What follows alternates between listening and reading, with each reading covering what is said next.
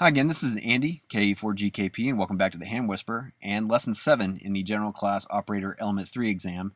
In Lesson 7, we're going to be going over the G2B questions. Specifically, the G2B questions cover operating courtesy and band plans. And with that said, let's get started. What action should be taken if the frequency on which a net normally meets is in use just before the net begins? Well, the answer is ask the stations if the net may use the frequency or just move the net to a nearby clear frequency if necessary. And one way to pick this answer out from the rest is that amateurs are courteous. It's part of the amateur code.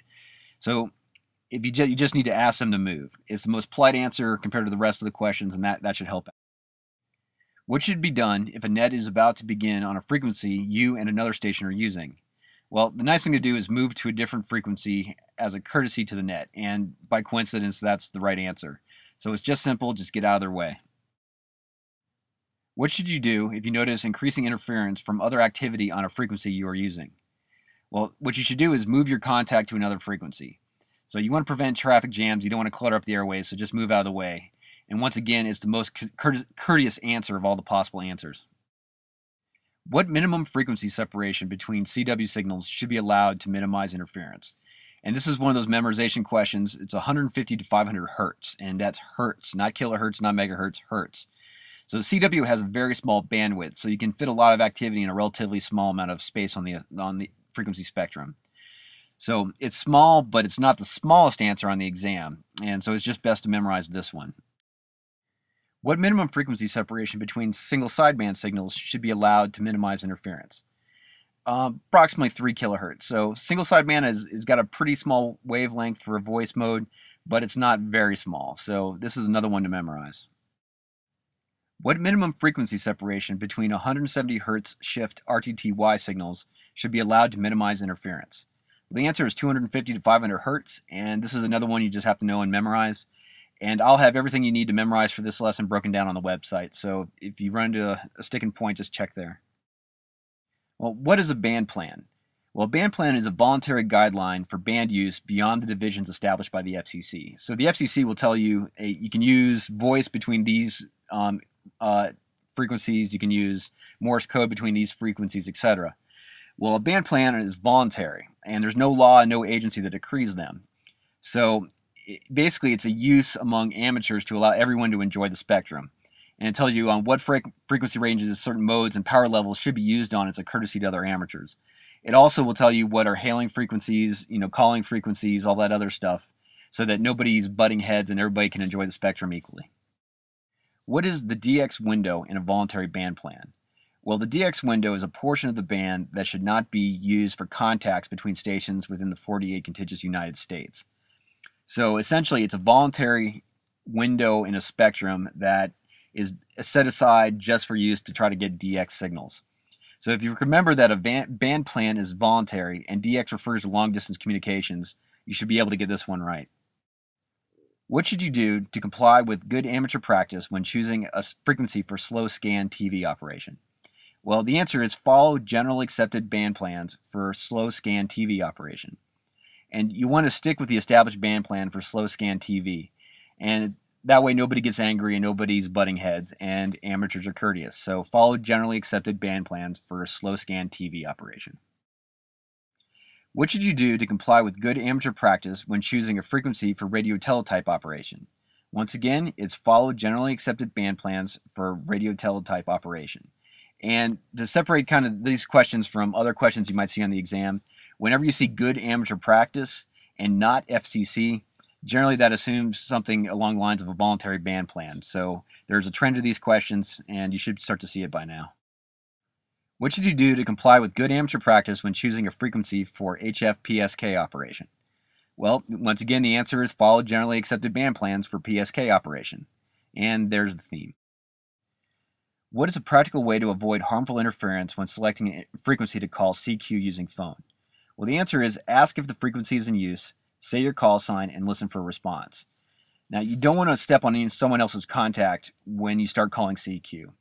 So it's important to send your call out there and then listen to see if anybody replies. And you have to remember, especially on the HF bands, that you may not be able to hear both sides of the conversation you could potentially be interrupting. One side of the conversation could be out of range, or the signal could be bouncing over you. So to get this question correct, you have to use your call sign and listen.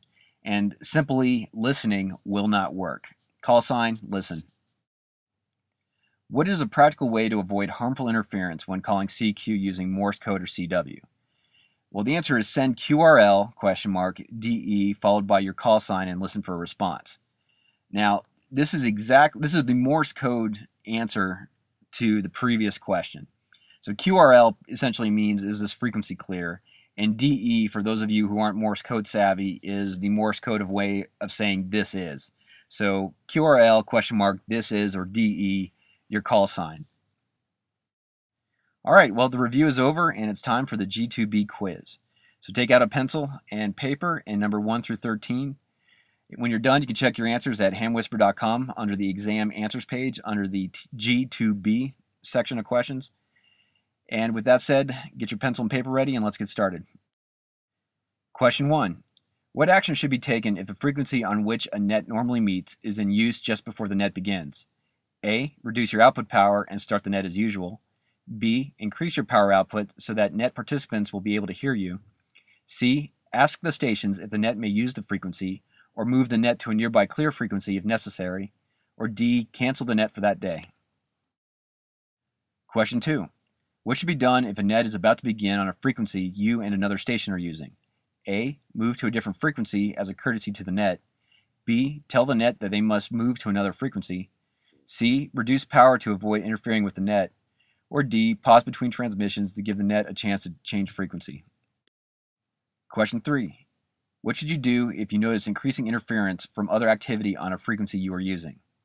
A. Tell the interfering stations to change frequency since you were there first.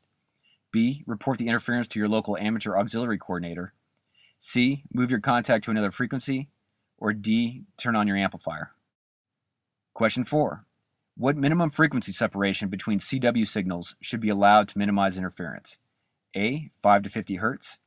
B. 150 to 500 Hz. C. 1 to 3 kHz. Or D. 3 to 6 kHz. Question 5. What minimum frequency separation between single sideband signals should be allowed to minimize interference? A. Between 150 and 500 Hz. B. Approximately 3 kHz. C. Approximately 6 kHz. Or D. Approximately 10 kHz. Question 6. What minimum frequency separation between 170 Hz shift RTTY signals should be allowed to minimize interference? A. 60 Hz. B. 250 to 500 Hz.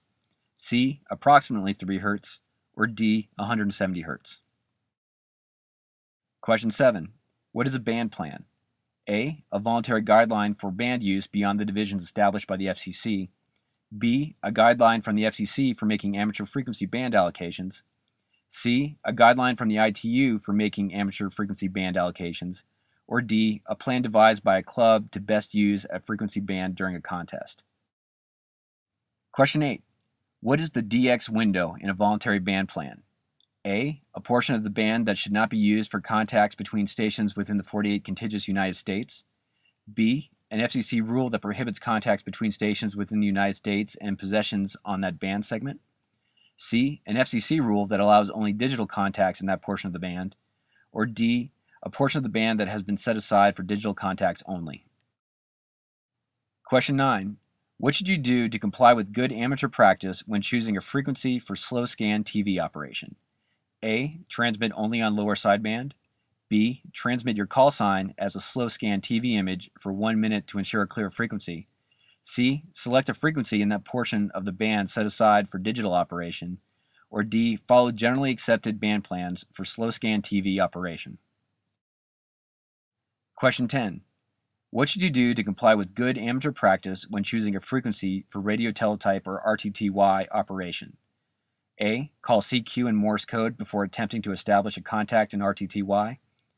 B. Select a frequency in the upper end of the phone band. C. Select a frequency in the lower end of the phone band. Or D. Follow generally accepted band plans for RTTY operation. Question 11.